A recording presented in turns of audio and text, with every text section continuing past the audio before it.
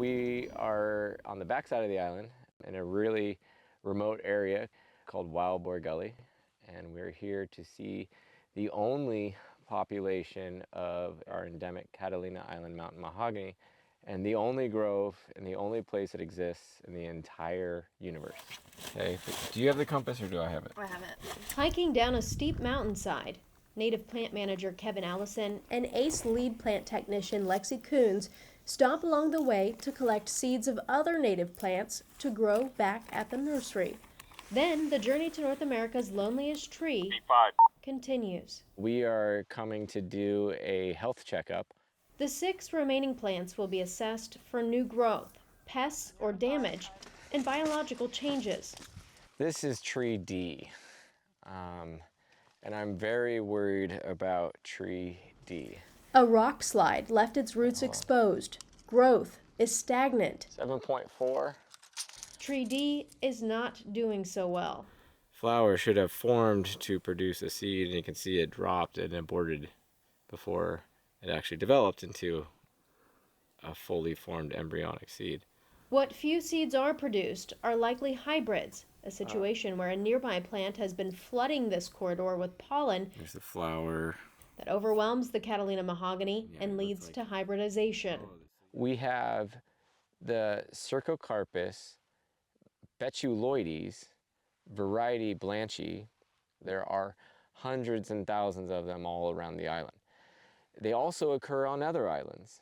But what is so unique about the species we're here to see today is the other species. This is the Cercocarpus traskii, or the Catalina Island endemic mountain mahogany.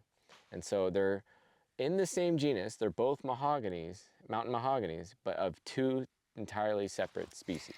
And it's the latter, the endemic mahogany, The underside of the leaf is fuzzy. that's under threat of extinction. It's also cupped. There's only 6 left, and it's very vulnerable here to one big major fire, and we could lose the entire species. A typical conservation strategy would include seed collection, like we saw earlier on the hike, or cuttings of the plant. But mysteriously, neither of those approaches are working. That's where science comes in. Cloning, we know that we can ensure that this grove can exist into the future. It may sound like science fiction, but Allison learned this technique while studying rare plants in Hawaii. So I learned it there and bringing it to our island here on Catalina Island. We've been successful with ironwoods with the cloning protocol, which has never been done before. It's going to take some science. It's going to take some investment in the science to develop. But once we have these protocols established, then we have a reliable method to ensure that every individual in this population and in this gene pool is not lost. This technique is novel in the U.S., but Allison knows exceptional threats demand radical innovation. We're not relying on seeds or just traditional methods of plant propagation using cuttings.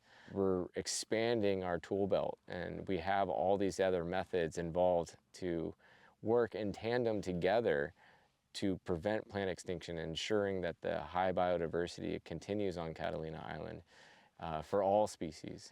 As an endemic species, the Catalina mountain mahogany not only supports biodiversity, it tells the story of this unique island.